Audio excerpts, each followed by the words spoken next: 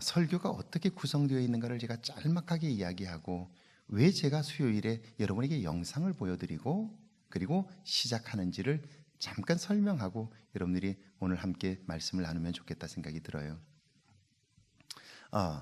설교는 기본적으로 두 개의 세계가 하나로 만나는 거예요. 두 개의 세계란 뭐냐면 오늘 우리가 살고 있는 세계와 그리고 성경이 말씀하는 세계, 이 두 개가 따로 되어 있어요. 그런데 설교 속에서 이 두 세계가 하나로 만나요. 어떻게 만나느냐 하면 이렇게 만나요. 여러분이 설교를 들을 때에 그 설교가 저에겐 내 얘기야 라고 느끼게 되는 이유가 뭐냐면 설교의 도입부가 오늘 사람들이 살고 있는 보편적인 삶의 현장을 이야기하고 있고 그리고 그 현장에서 겪고 있는 삶의 문제들을 가져오기 때문에 사람들이 설교를 들으면서 저 얘기는 내 얘기네. 저런 것이 있는데 내가 생각을 못했네. 저 문제에 대한 문제는 이런 거였구나. 내가 잘 몰랐네. 오늘 내 삶에서 겪는 문제들에 대한 의식을 생각할 수 있게 서론 부분은 준비가 되어 있어요. 이걸 신학적으로는 컨텍스트 이렇게 말해요. 컨텍스트란 상황이라는 뜻이에요. 만약 이 컨텍스트가 없으면 설교는 나와 아무런 상관이 없는 이야기가 되고 말아요. 그래서 설교의 도입부는 항상 컨텍스트, 여러분들이 살고 있는 현실로부터 출발하는 거예요. 그래서 그 이야기를 들으면서 저 이야기가 내 이야기구나 하는 걸 알게 되는 거예요. 이번 주 도입부, 설교의 도입부가 뭐였죠? 기억하시나요? 뭐였죠? 예, 감사해요. 다음 주에 한 번 더 해도 괜찮을 것 같아요. 설교 도입부가 뭐였죠? 예? 제가 버닝썬의 이야기를 버닝썬 이렇게 이야기하지 않고 사람들이 보통 사람들로부터 비난을 받는 사건들이 벌어지고 있다고, 공분을 사는 일들이 벌어지고 있다고, 공분을 사게 되는 이유는 두 가지라고, 인간 이하의 행동을 하거나 또는 사람들의 기대에 미치지 못하기 때문이라고. 그러면서 제가 이렇게 얘기했죠. 제가 버닝썬이라는 이야기는 한마디도 안 했어요. 요즘 가장 신문마다 뉴스마다 열면 전부 버닝썬 이야기잖아요. 그 이야기를 제가 버닝썬이라고 이야기하지 않은 것은 버닝썬 하면 여러분들이 뉴스를 통해서 알고 있는 지식들이 생각들이 넘쳐나기 때문에 제가 하려는 얘기에 집중할 수 없기 때문에 제가 버닝썬이라는 이야기를 하지 않고 공분을 샀던 이야기로 시작을 한 거예요. 그래서 공분을 산 일이 있는데 두 번째 이유는 연예인은 인기를 얻어서 유명세를 얻은 사람이라고. 그러면 사람들의 지지와 관심으로부터 돈을 벌고 그리고 인기를 얻는 것이기 때문에 그에게 지지를 준 사람들의 기대와 부응을 해야 하는 거라고.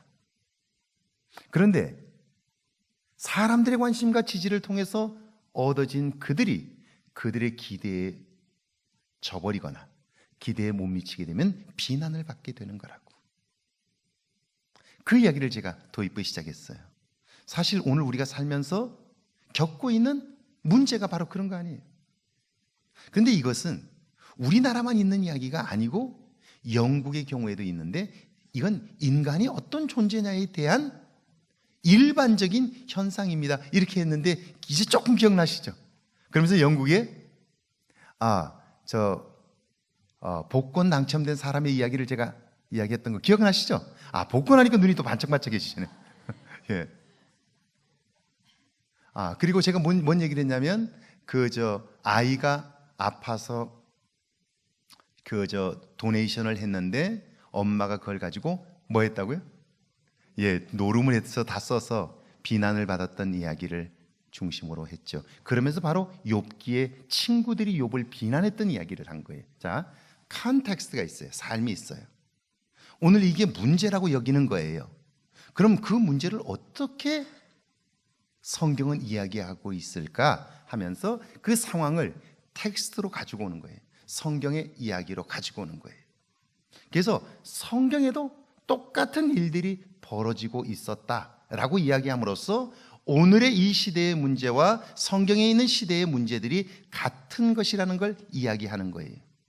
그러면 같은 그 사건을 성경에 있는 믿음의 사람들은 어떻게 해결해 갔는가, 그걸 찾아가는 거예요. 저는 그것을 구원사라고 부르는 거예요. 그들은 어렵고 힘든 상황 속에 있었지만 보통 사람들과는 전혀 다른 형식으로 반응하게 됨으로써 예상치 못한 하나님의 구원을 경험하게 되었다 하는 이야기들을 함으로써 똑같은 상황이었지만 전혀 다른 반응을 했던 사람들의 모습을 이야기함으로써 도대체 오늘 우리가 겪고 있는 이 삶에 대한 문제를 어떻게 해결할 수 있을까에 대한 해답을 발견해내는 거예요. 그리고 그 해답을 발견하고 나면 그러면 오늘 나는 이런 상황에서 어떻게 할 것인가에 대한 대답을 찾아가도록 도와주는 거예요. 그리고 마지막은 이렇게 살면 되겠구나, 오늘 이런 문제 앞에서 이렇게 살면 되겠구나 하는 걸 같이 이야기하다가 마지막에는 그래, 이제 나도 그렇게 한번 살아봐야지 다짐을 하게 하고 함께 마음을 모아 기도하게 하는 거예요. 그래서 그 해답을 가지고 한 주간 동안 살아보도록 도전을 하는 거예요. 작지만 일주일에 한 번씩 다짐을 하고 그렇게 살아보겠다고 몸부림을 하고 그걸 가지고 나가서 일주일 동안 그대로 살아보려고 노력할 때 우리의 삶에는 작은 변화들이 일어나는 거예요. 작은 변화들이. 그래서 설교를 듣는 중에 하나님이 내게 깨달음을 얻게 할 때 저 말씀을 하나님이 나에게 주셨다라고 생각하고요, 그걸 하나님의 음성으로 받게 될 때 우리는 그 말씀을 붙잡고 한 주간 동안 살아봄으로써 하나님이 정말 성경을 통해서 우리에게 주신 것이 내 인생의 해답이다라고 확신할 수 있게 되는 거죠. 그리고 우리의 삶은 조금씩 변화하기 시작하는 거죠. 그래서 설교가 하나님의 말씀이라고, 하나님의 나에게 주시는 음성이라고 듣게 되는 거예요. 그러니까 설교가 이 안에 이런 내용들을 정확하게 이해하지 못하면 똑같은 얘기 같이 들리지만 전혀 달라요. 왜냐하면 매 설교마다 컨텍스트가 달라요. 매 설교마다 텍스트가 달라요. 그러니까 적용도 다를 수밖에 없는 거죠. 이걸 하나씩 하나씩 발견해 가다 보면 놀랍게도 성경은 오늘 우리가 오늘 살아가는 모습처럼, 그래서 우리가 겪는 다양한 문제들 속에서 살아가는 것처럼 성경에 있는 믿음의 사람들도 똑같이 우리가 겪었던 삶의 어려움들을 똑같이 겪었고요, 그 속에서 믿음의 사람들은 전혀 다른 반응들을 보여줌으로써 믿음으로 사는 삶의 다른 삶, 이걸 거룩한 삶이라고 그러는데요, 구별된 삶을 우리에게 보여주는 거예요. 그리고 우리는 그걸 닮아가는 거고요. 설교가 그래서 우리는 하나님의 말씀이라고 하는 거예요. 자, 수요일날 제가 왜 영상을 보여주느냐면 이유가 뭐냐면요, 오늘 살아가는 교인들 속에 삶에 아주 중요한 문제들이 참 많아요. 그런데 그 문제에 대해서 깊이 생각하지 않아요. 생각하지 않고 그냥 적당히 사는 거예요. 그러니까 문제를 덮어두고 살면 때마다 시마다 이 문제들이 계속해서 올라오는 거예요. 그리고 하나님은 오늘도 살아계셔서 오늘 우리의 삶의 형편과 처지를 아시고 삶의 문제에 아파하는 사람들에게 해답을 주고 싶어 하는데, 우리는 설교를 통해서 해답을 얻으려고 하는 게 아니라 그냥 예배를 드린 것으로 만족하려고 하는 거예요. 그러니까 신앙생활하는 것과 사는 것이 전혀 달라지는 거예요. 다른 것이 되고 마는 거예요. 자, 자녀를 키우면서 젊은 엄마 아빠들이 얼마나 힘들어요. 한 번도 자녀를 어떻게 키워야 되는지를 배워본 적이 없는 거예요. 그러다 보니까 어느 날 자녀에게 말을 안 들어서 성질을 냈는데, 내고 나서 돌이켜보니까 야, 내가 지금 잘하고 있나, 이런 생각이 들잖아요. 그리고 그 문제 때문에 마음이 얼마나 아파요. 그런데 저녁에 잠시 그 마음이 들어서 회개했는데 내일 아침이 되어서 또다시 말 안 듣는 아이를 보면 또다시 열받치고, 이게 반복되고 있잖아요. 그리고 그러려니 하고 성질을 마음껏 내고 있잖아요. 남편과의 관계도 그렇지 않나요? 그래서 30년 40년을 살았는데 살고 보니까 두 사람 다 마음에 상처만 남아서 왼수처럼 여기며 살지 않나요? 심지어는 함께 두 분이 사는데, 이거 우리 교인 얘기예요. 다른 사람 얘기가 아니고요. 배기 싫어서 주방에 남편이 있으면 부인이 안 나와, 방에서. 부인이 있으면 남편이 안 나와요. 가능하면 방에 같이 사는데 안 부딪히려고 해요. 안 부딪히려고. 제가 신방을 가니까 어쩔 수 없이 함께 나왔잖아요. 제가 물어보니까 어쩔 수 없이 대답하는데 그런 상황이에요. 이렇게 남은 시간 계속 사시겠어요? 그러면 무엇이 문제인가? 우리의 상황이 그게 문제라면 그걸 가지고 성경 속에서 해답을 찾아가야 하지 않겠어요? 그렇죠? 그렇지 않다면 설교가 어떻게 하나님의, 그것도 살아계신 하나님의 말씀이 될 수 있겠어요? 제가 오늘 이 시대에 교회 안에 성도들이 겪는 가장 큰 문제가 있다면 그것은 자녀 문제, 부부 문제, 인간관계 문제, 하나님과의 나와의 관계 문제라고 생각하는 거예요. 이건 네 가지가 우리가 살아가는 데 있어서 가장 결정적인 문제예요. 근데 우리는 이 문제에 대한 해답을 찾으려고 몸부림하지 않아요. 그냥 적당히 그렇게 살다가 어떻게 되겠지라고 생각하면 어떻게 되지 않아요. 그래서 그 문제의 원인이 무엇인지 좀 더 깊이 생각해보고, 그리고 성경 속에서, 텍스트 속에서 그 문제에 대한 해답을 찾아보고요. 그리고 떠나기 전에는 다짐하고, 그래 이렇게 한번 살아봐야지. 그리고 조금씩 변화되기를 원할 때 우리의 삶은 작지만 방향이 바뀌고, 그리고 조금씩 수정해 가면서 우리 안에 하나님의 구원하심을 경험할 수 있게 되는 것이죠. 할렐루야, 할렐루야. 자, 그런데 사실은 여러분, 이걸 꼭 기억하셔야 돼요. 교회라고 할 때 한자가 어떻게 쓰는지 아세요? 가르칠 교회 모일 회자예요. 교회는요, 배우는 곳이에요. 가르치는 곳이에요. 그런데 그 안에 있는 성도들이 배우려고 하지 않는다면 여러분, 교회는 더 이상 교회일 수 없는 거예요. 정말 제가 목회를 하는 동안 너무 안타깝게 느꼈던 게 뭐냐면요, 성도들이 배우려고 하지 않아요. 교회 안에 리더는 되고 싶어 하면서 배우려고 훈련되지를 않는 거예요. 그러니까 오늘날 교회마다 너무나 심각한 문제들이 있는 거예요. 저는 제가 미국을 가서 너무너무 충격을 받은 것 중에 하나가요, 신학교에서 MDB는 목회자 수련 과정이에요. 목회자가 되기 위해서 가르치는 대학원 과정, 얼마나 철저히 가르치는 줄 아세요? 거기에 비하면 한국의 신학교들은 거기에 10분의 1, 50분의 1도 안 돼요. 수업을 한 번 빠지면 교수가 반드시 보충 수업을 해요. 보충 수업을 받지 않으면 그 사람 학점을 주질 않아요. 의대에서 여러분 수업을 빠지면 어떻게 되겠어요? 의대는 수업을 뺄 수가 없어요. 왜냐하면 그 과정을 거치지 않으면, 그 과정을 배우지 못하면 환자를 볼 수 없기 때문에 그래요. 의대는 어떤 일이 있어도 수업이 빠지잖아요. 그런데 목회 역시 영적인 의사라고 말하면서 수업을 제대로 가르치질 않아요. 과목을 제대로 가르치잖아요. 그런데 미국은 달라요. 목회자 양성 과정의 대학원 과정은요, 얼마나 공부를 많이 시키는지 몰라요. 책을 얼마나 많이 읽히는지 몰라요. 그리고 시험을 얼마나 많이 보는지 몰라요. 그래서요, 정규 과정을 MDB를 마치면 적어도 책을 수백 권을 읽지 않으면요, 과정을 마칠 수가 없어요. 매번 점검해요. 자, 교회 안에 성도들이 배우려고 하지 않는다면, 그리스도를 닮으려고 하지 않는다면 그는 결코 그리스도인일 수 없어요. 왜? 그리스도인이란 그리스도를 닮은 사람이라는 뜻이기 때문에 그래요. 그냥 교회에 한번 주일날 왔다 가겠다, 이건 그리스도인은 아니에요. 정확히 말하면, 엄밀하게 말하면. 그리스도인은 그리스도를 닮는 사람이고요. 교회는 가르침을 전하기 위해서 모인 모임이에요. 그러니까 배우기를 즐겨하지 않는다면 결코 성장도 없다 하는 거예요. 제가 영상 하나를 준비했는데 이제 마지막 영상이에요.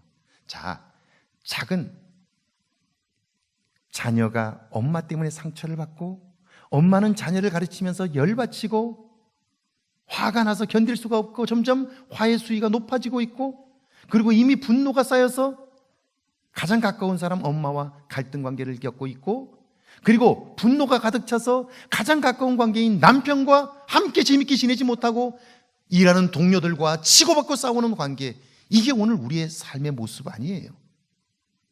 오늘 이런 것 때문에 아파하고 상처나지 않아요? 힘들어하는 거 아니에요? 자, 이 문제를 어떻게 해결할 거냐?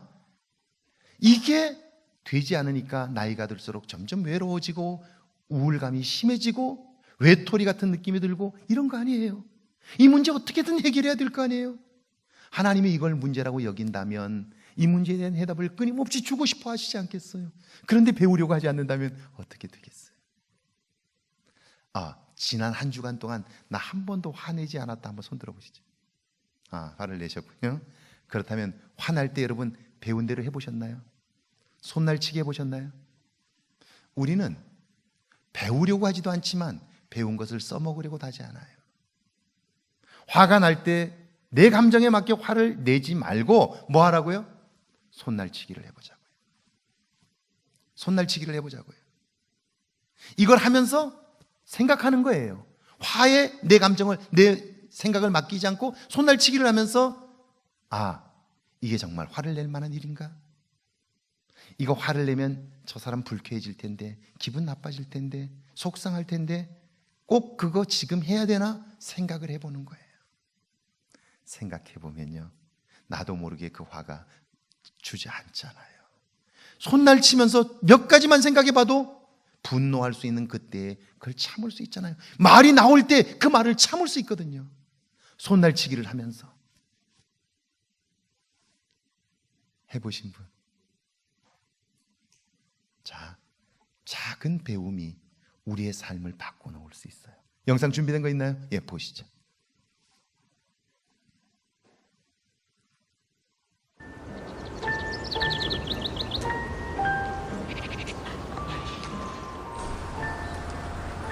팔 주 동안 분노 조절 프로그램에 참여한 명옥 씨와 종섭 씨. 과연 어떤 변화가 있을까요? 이제 다시 두 사람에게 분노와 관련된 검사를 해보겠습니다.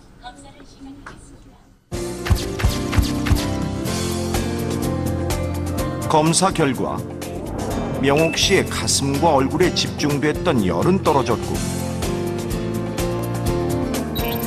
화병 지수는 2배가량 낮아졌습니다.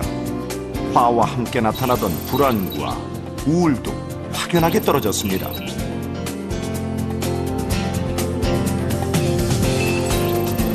종섭 씨도 8주 전보다 화병과 불안 지수가 낮아졌습니다. 우울 지수 역시 절반가량 낮아졌습니다.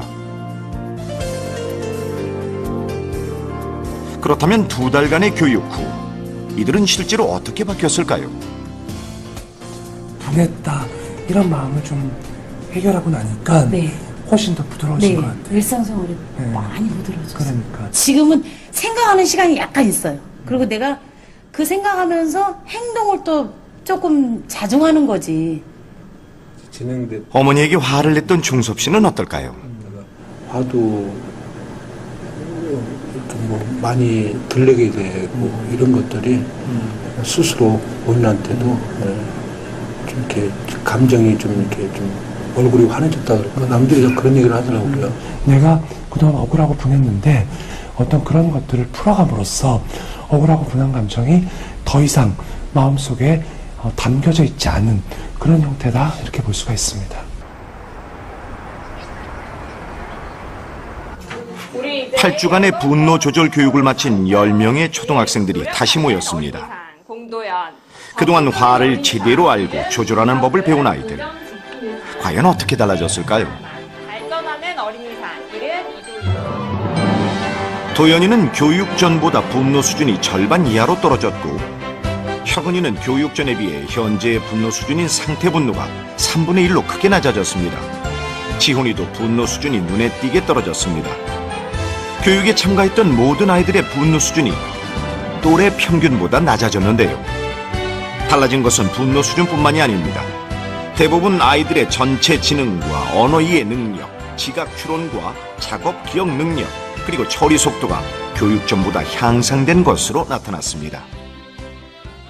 언어 이해력이라든가 또 지각 추론 능력이라든가 또 작업 기억력, 처리 속도 다 좋아졌거든요.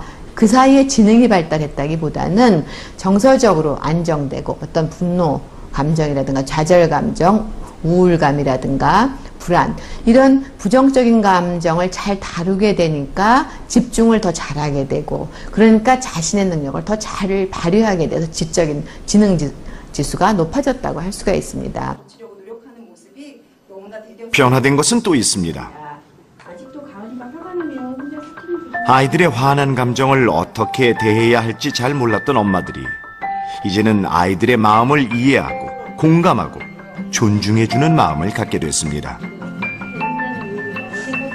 처음엔 이 프로그램을 통해 세라가 조금 더 나아지기를 바랐다면 이제는 엄마가 더 많이 변화되어야 함을 깨달았답니다. 서로를 힘들게 하는 일이 생겼을 때 예전처럼 화내지 않고 서로 마음을 표현할 수 있게 된 것 같아서 너무 반가웠어. 서로가 힘들고 지칠 때 위로가 되고 친구가 될 수 있는 엄마가 되도록 노력할게. 사랑해 서우야. 훨씬 많이 좋아졌어요. 화도 요즘 잘 안 내고 많이 좋아졌어요. 전에는 화나면 그냥 무작정 화내고 막 소리 지르고 던지고 했었는데 지금은 그렇게 하진 않는 것 같아요. 엄청 나아진 것 같아요. 일단 선생님이 옛날에 꾸중을 내면은 맨날 입비좀 내밀고 아무것도 안 하고 있었는데 지금은 그냥 다 받아들이고 있어요. 지난 8주간의 분노 조절 교육은 아이들에게 화가 긍정의 에너지가 될 수 있다는 가능성을 보여주었습니다.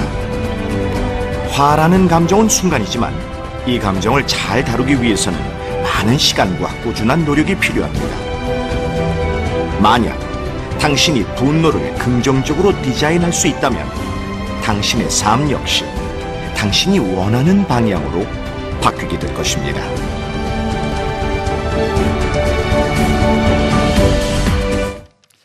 제가 지금까지 아이들을 가르쳐보고, 그리고 목회를 하면서 사람들을 만나보고, 그리고 상담을 통해서 사람들을 만나보니까요, 특별히 아이들과 청소년들의 경우에 지능의 차이가 그렇게 크지 않다는 걸 제가 알게 되었어요. 지능의 차이는 그렇게 크지 않아요. 근데 딱 두 가지가 차이가 나요. 두각을 나타내는 아이와 그렇지 못한 아이가 차이가 딱 두 가지가 나타나요. 하나는 얼마나 아이가 하고 있는 일에 집중하느냐 하는 것하고요, 또 하나는 얼마나 인내할 수 있느냐 하는 거예요. 그러니까 집중과 인내할 수 있는 아이는 어디에다 갖다 놔도 그 아이는요, 자기 몫을 감당할 뿐 아니라 두각을 나타내요. 그런데 그러지 못한 아이는 지능의 문제가 아니고 집중도가 굉장히 떨어져요. 산만해요. 그리고 참지를 못해요. 그러면 그 아이는 선생님이 그 아이에게 가르쳐줘도 따라오려고 하지 않고요, 리더십에 순종하려고 하지도 않고요, 그리고 끝까지 인내하지 못해요. 제가 우리 교회 학교 아이들의 집중해서 봐도 그래요. 왜 이 아이들이 이럴까? 관심을 가지고 하나의 하나를 체크해 보니까요, 아이들이 너무 산만해요. 참고 기다리질 못해요. 왜 그럴까요? 그것은 부모가, 그 가정의 환경이 아이로 하여금 참고 기다리도록 가르치지 않고요, 그리고 아이로 하여금 조용히 자기가 하는 일에 집중하도록, 그러려면 자기 속에 있는 감정들을 솔직히 표현할 수 있도록 그 공간을 허락해 줘야 되는데요, 그게 안 되는 거예요. 아이가 너무 산만하니까 집중할 수가 없게 되는 거예요. 그러니까 부모는 아이의 내적인 상태를 볼 수 없기 때문에 끊임없이 아이를 채찍질만 하지 그 아이의 마음을 만져주지 못하는 거예요. 부모의 마음은 이미 성공한 한 인물에게 가 있어요. 어떤 인물일까요? 아마 이런 인물일 거예요. 그림 하나 보여주시겠어요? 보시나요? 예, 이분은 세계적인 발레리나 강수진 양이에요. 이렇게 세계적으로 성공한 자기 자녀들을 다 이렇게 성공적인 삶을 사는 사람들로 꿈꾸는 거예요. 그런데 이렇게 되려면 뭐가 필요한 줄 아세요? 내 자녀가 이렇게 되려면 필요한 게 두 가지가 있어요. 하나는 집중력이고요, 하나는 인내예요. 두 번째 사진 보여주시죠.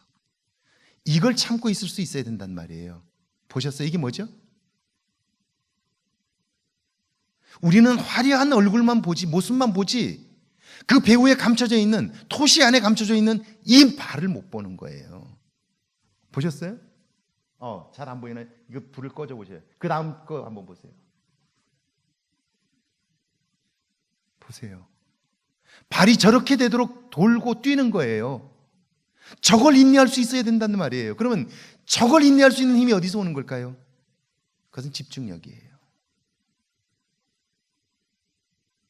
아이가 스스로 자기가 하는 일에 집중하고 그리고 거기에서 오는 고통을 감내할 수 있는 힘이 있어야 우리가 꿈꾸는 저런 성공적인 삶을 살아갈 수 있는 거예요. 그러려면 자, 이제 제가 아주 쉽게 이야기하면 이런 거예요. 이건 부모가 삶의 태도를 바꾸지 않는 한 우리는 저런 아이를 키워낼 수가 없는 거예요. 그럼 제가 아주 간단하게 한마디로 어떻게 저런 자녀를 키울 수 있는 부모가 될 수 있는가, 제가 한 단어로 말할 수 있다면요, 그건 뭐냐면요, 부모가 내가 하고 있는 일에 최고의 가치를 부여하면서 헌신적으로 몸을 던지는 모습을 보여주는 거예요. 결국 나의 삶이라고 하는 것은 내가 어디에 가치를 부여하느냐에 따라서 결정되는 거예요. 작은 일에도 부모가 최선을 다하는 모습을 보여줄 때 아이는 똑같이 배우는 거예요. 자기가 목표한 일에 가치를 부여하고 거기에 목숨을 거는 거예요. 자, 사소한 것도 똑같아요. 오늘 어차피 여러분이 이 자리에 나왔다면 몇 시까지는? 7시 반에 모였으니까 몇 시까지는? 8시 반까지는 이 자리에 앉아 있을 거잖아요. 그죠? 제가 끝내기 전까지는 여러분 여기 앉아 있을 거잖아요. 그죠? 일어나서 가시는 분도 계실 수 있지만 앉아 계실 거잖아요. 그죠? 그러면 지금 이 자리에 앉아 있는 이 시간을 내가 가장 소중한 시간으로 의미를 부여하는 거예요. 내 인생의 가장 소중한 시간이다. 오늘 이 시간이 내 인생에서 가장 소중한 시간이다. 그렇게 내가 의미를 부여하면 제가 하는 한마디 한마디를 관심을 가지고 듣기 시작하는 거예요. 그런데 산만한 자녀들은 어디에서 오느냐면 여기에 몸은 앉아 있는데 부모님이 생각은 밖에 나가 있는 거예요. 그걸 같이 살면서 배우는 거예요. 이게 자녀에게 그대로 나타나는 거예요. 그러니까 부모가 집중하는 삶을 살지 않고 인내하는 삶을 살지 않았는데 거기서 어떻게 자녀가 집중하는 삶을 살겠어요? 인내하는 삶을 살겠어요? 자, 모든 일은 어떻게 집중과 인내가 가능하냐면 그 일에, 내가 지금 하고 있는 일에 가치를 부여하는데 최고의 가치를 부여하는 거예요. 아멘이시죠? 최고를 부여하는 거예요. 그래서 지금 이 자리가 내 인생의 가장 소중한 자리다. 그리고 거기에 심혈을 기울이는 거예요. 집중이죠. 그리고 다른 생각들이 들어올 때 그 생각을 물리치는 거예요. 그리고 끝까지 참고 그 자리를 지켜내는 거예요. 한 번 시작하면 끝까지 하는 거예요. 이게 태도가 되면요, 자녀들은 모르기 때문에 그렇게 사는 건 줄 알아요. 그냥 부모를 보고 저렇게 사는 거구나, 그냥 배우는 거예요. 그러니까 교육학적으로는 이런 결론이 나오는 거예요. 문제 부모가 있지 문제 자식은 없다는 거예요. 자, 이해되셨죠? 너무 심각했나요? 자, 제가 무슨 얘기를 하려고 그러냐면 자, 보세요. 지금 제가 영상을 보여드렸잖아요. 부부간의 관계가 깨지고 직장 동료들과의 관계가 깨어졌어요. 함께 사는 엄마와 나와의 관계가 지금 깨어져 버렸어요. 성질만 나는 거예요. 말만 하면.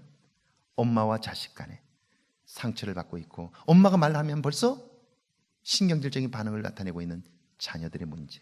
이건 저 영상 속의 문제가 아니라 오늘 우리의 문제잖아요. 그죠? 그럼 이 문제가 왜 생겼을까 하는 거예요. 그것은 사랑하는 대상이 다르기 때문이에요. 오늘 그래서 제목이 뭐죠?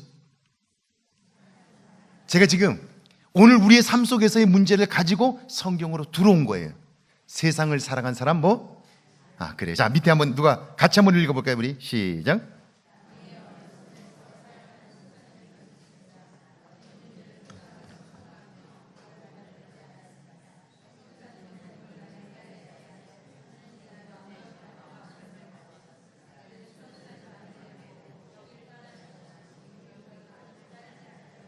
라고 말하며 얼굴에 침을 뱉고 물건을 훔쳤습니다. 낙담한 선교사님은 그것을 떠나기 위해 하나님께 기도했습니다. 그런데 하나님의 계획은 달랐습니다. 나와 함께 여기 머물라. 이것이 하나님의 응답이었습니다. 그는 자신이 고난을 당하는 이곳에 하나님이 함께 계신다는 사실을 다시 확인했고 큰 위로와 평안을 얻었습니다. 그때로부터 20년이 지난 이후 이 섬은 7개의 교회와 9분의 목사님과 700여 명의 성도들로 열매를. 지금 이 얘기가 우리가 봤던 영상의 얘기가 똑같은 얘기예요. 자, 내가 열심히 했는데 3년쯤 해보니까 안 되는 거예요. 밖에는 점점 심한 거예요. 분명히 이 선교사님에게도 자녀들이 있을 거예요. 자녀들은 그 부모님이 이때 이런 때 못 견딜 만한 이때 부모님은 어떻게 하나 보고 있었을 거예요. 이때 우리 같으면 아이고 하나님이 왜 나를 이런 데 보내가지고 나 이렇게 힘들게 하냐고 이렇게 말할 것 같은데 선교사님은 이 힘들고 어렵다는 것을 자식들도 보아서 다 알지요. 그때 어떻게 반응하나를 보는 거예요. 그랬더니 아버지는, 엄마는 이때 자식들에게 하나님을 향해서 원망하는 것이 아니라 기도초로 찾아 들어가는 거예요. 기도글로 들어가는 거예요. 그리고 입을 열지 않고 하나님께 매달려 기도하는 거예요. 그리고는 나와서 분명히 포기할 만한 상황인데 다시 그 일을 시작하는 거예요. 왜요? 하나님이 허락지 않으시는 거예요. 그리고 정말 너무 어렵기 때문에 하나님이 함께 하신다는 것이 보이지 않았는데 그런데 다시 기도하면서 하나님이 나와 함께 하신다는 걸 발견한 거예요. 그리고 다시 새롭게 시작하는 거예요. 그리고 기필코 어떻게 됐어요? 목표한 일을 이루고 만 거예요. 자녀가 이걸 보았다면 어때요? 한 번 안 된다고 해서 포기하는 게 아니구나. 이걸 배우게 되는 거예요. 하다가 안 되면 기도글로 들어가는 거구나. 하나님과 씨름하는 거구나. 이걸 배우는 거죠. 이걸 배우고 다시 힘을 얻어서 기필코 승리해내는 거구나. 결국 우리의 자녀들은 그걸 보면서 집중하는 걸 배우고요. 인내하는 걸 배워요. 그리고 내 힘만으로는 안 된다는 사실을 알게 됨으로써 하나님을 의지하는 법을 배우게 되고요. 그러니까 어때요? 그 아이는 보고 배운 것이 그것이기 때문에 집중하는 것과 그리고 인내하는 것을 몸으로 체득하게 되는 거죠. 자, 끊임없이 우리의 삶에 시험이 있다는 사실. 그래서 우리는 너무나 쉽게 내 감정대로 말하고 그리고 생각하는 대로 말하는 대로 사는 거예요. 이걸 누가 가장 가까이서 봐요? 우리 자녀들이 보는 거예요. 그러니까 오늘 우리의 자녀들의 모습은 곧 우리의 모습인 거예요. 이건 사실 여러분의 얘기가 아니고 제 얘기예요. 제가 그 과정을 거치면서 발견한 제 모습이에요. 자, 1번 보죠. 시험에 넘어지는 이유가 있어요. 1번이죠. 어떤 대가나 헌신을 필요로 할 때 넘어집니다. 같이 읽습니다. 대만은 바울이 전한 복음을 듣고 예수님을 믿은 사람입니다. 처음엔 얼마나 적극적인 믿음을 가졌는지 로마 감옥에 갇혀있던 바울이 그를 생명을 같이 하는 사람이라는 뜻의 나의 동역자라고 불렀습니다. 그러나 바울이 감옥에 있는 시간이 점점 길어지자 그는 끝까지 헌신하는 믿음을 갖지 못했습니다. 나 자신의 유익만을 구하는 이기적인 신앙은 어떤 헌신이나 순종이 요구될 때 시험에 빠지기 쉽습니다. 끊임없이 우리가 살아가는 동안 우리를 시험하는 것들이 있어요. 그러니까 그 시험을 극복하면 한 단계 더 성장하게 되는데 그 시험 앞에 주저앉게 되면 결국 우리는 더 이상 하나님과의 성장한 모습으로 만날 수 없게 돼요. 신앙은 점점 그 자리에 머물든지 아니면 추락하게 되는 거예요. 그러면 인간적인 생각이 나를 지배하게 되죠.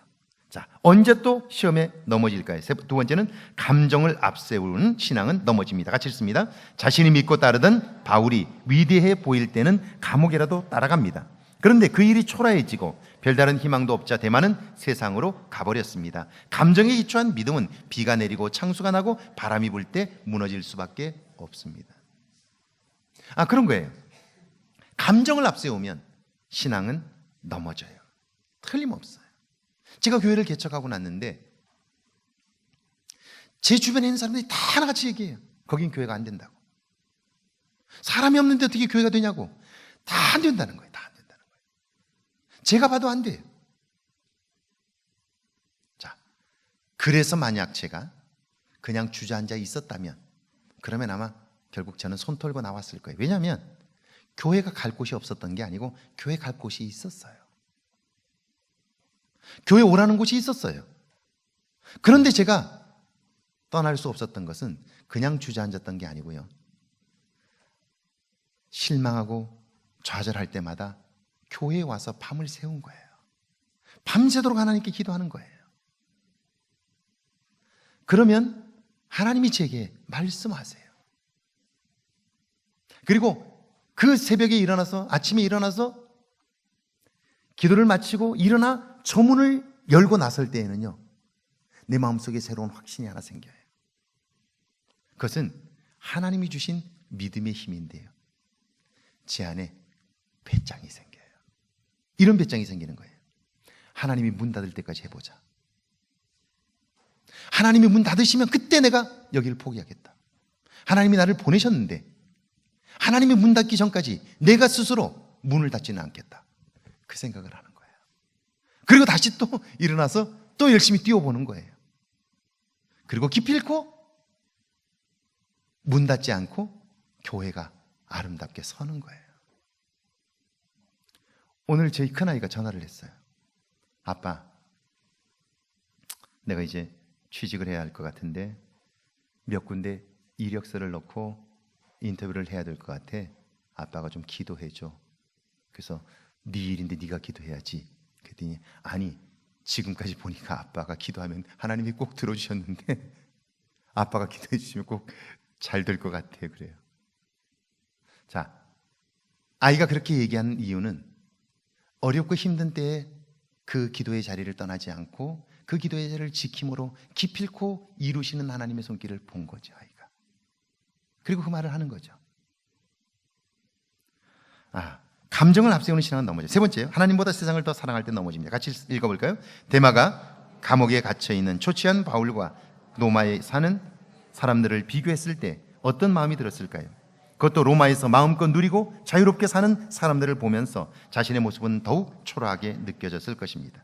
이렇게 살다간 한 번도 멋진 인생을 살 수 없을 것이라는 생각이 들었고 하나님을 버리고 세상을 향해 나아가고 만 거예요. 자, 하나님보다 세상을 더 사랑할 때 넘어져요. 자, 이 밑에 뒤에 이제 나옵니다만은,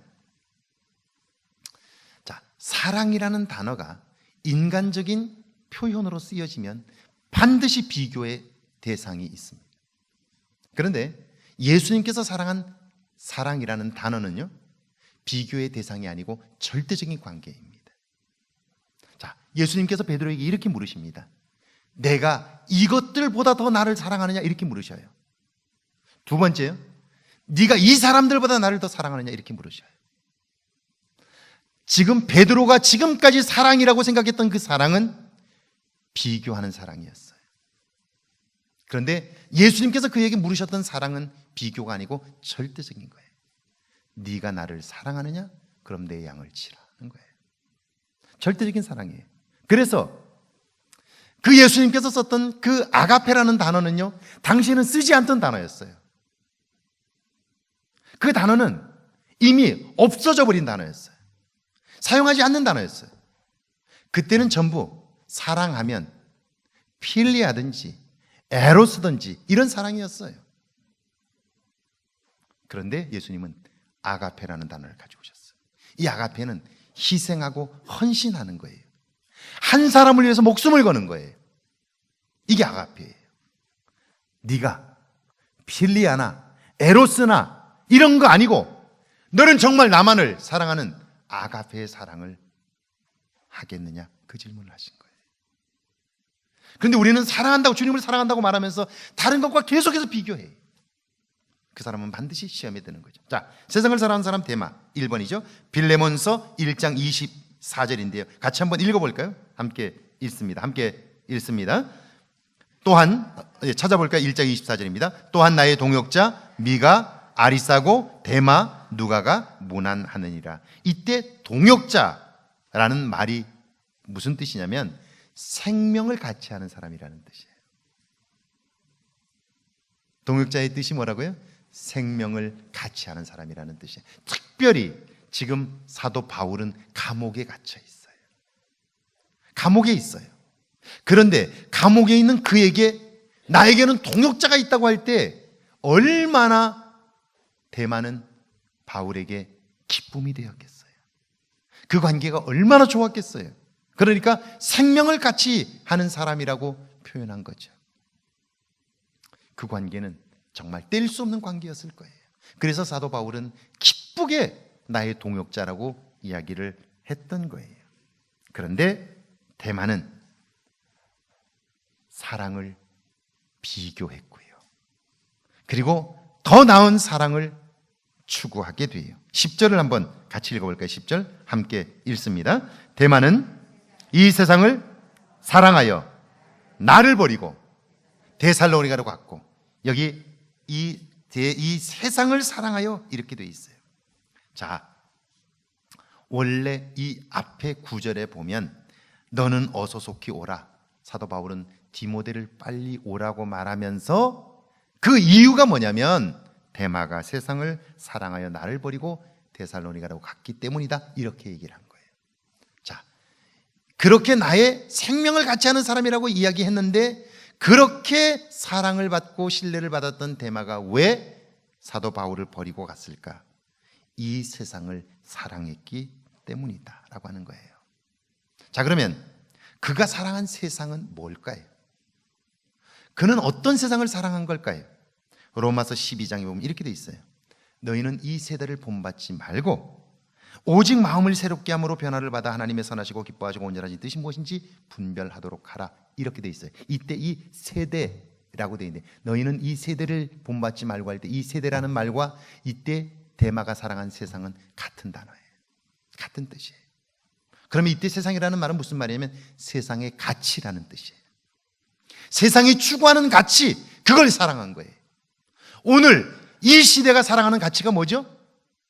출세, 성공, 돈, 이거예요.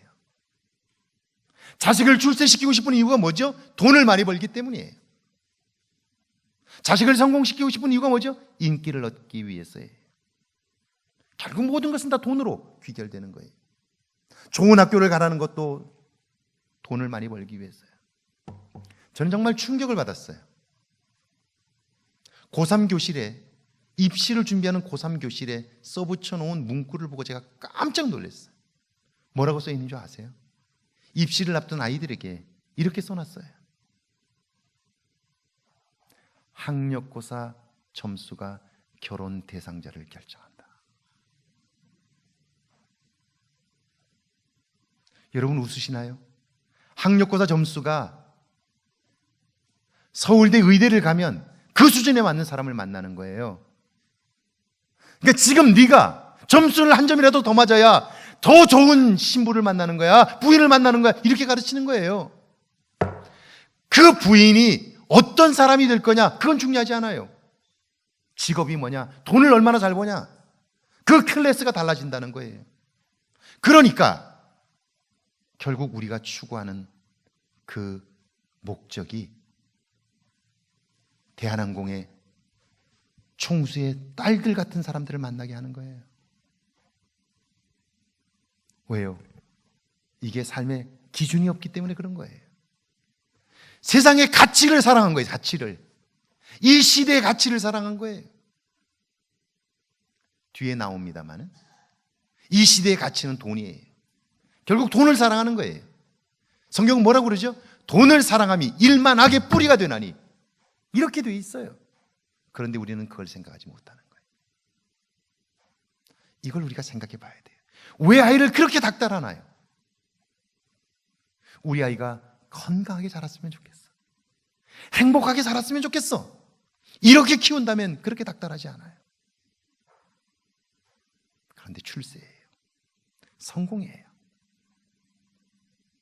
근데 문제는 우리가 그렇게 살지 못했기 때문에 그 아이는, 엄마는 강수진 같은 발레리나를 꿈꾸고 있는데 그 아이는 엄마 아빠를 보면서, 살아온 엄마 아빠를 보면서 인내할 수 있는 힘이 없는 거예요. 집중할 수 있는 힘이 없는 거예요.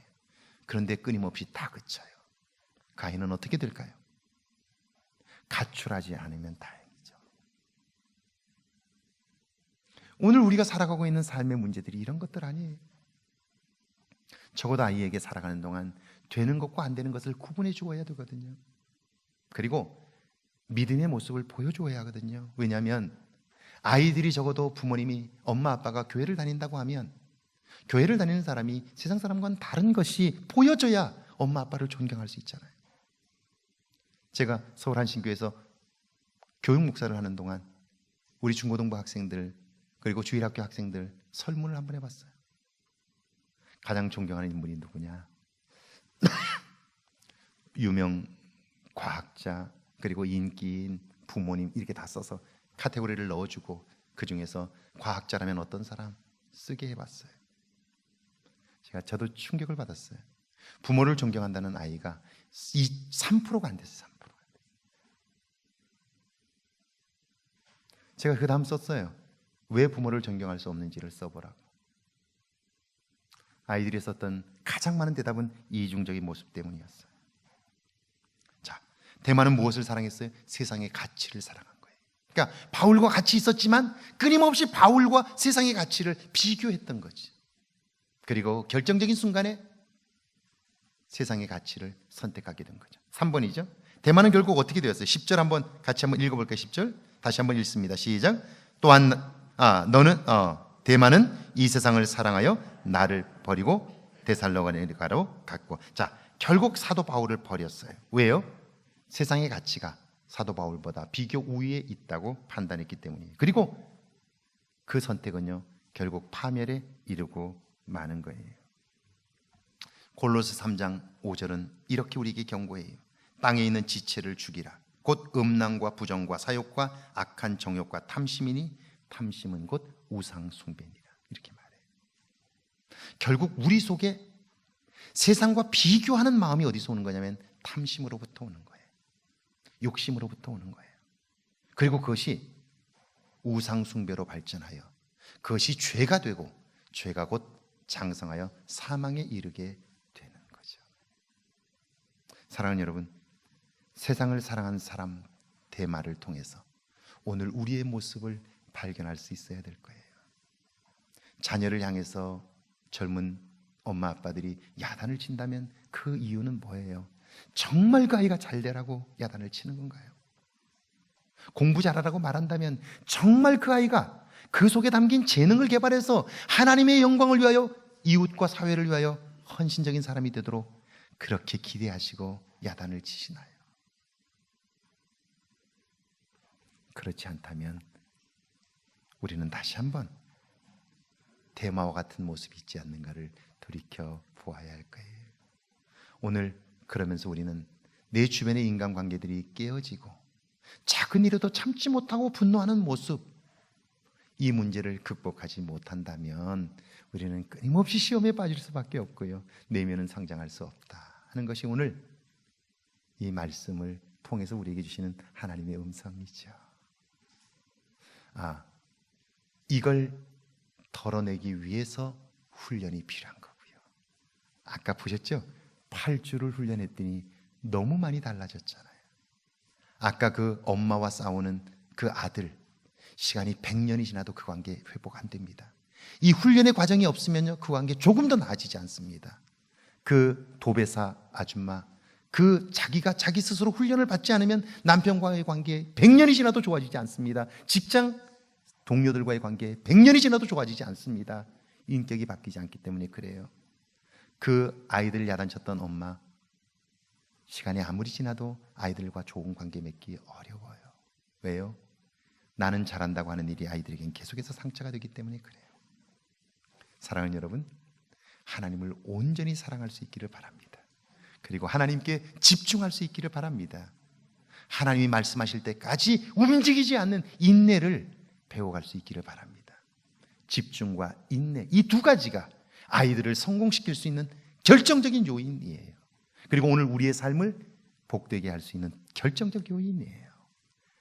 이런 믿음의 열매가 있기를 주의 이름으로 축원합니다.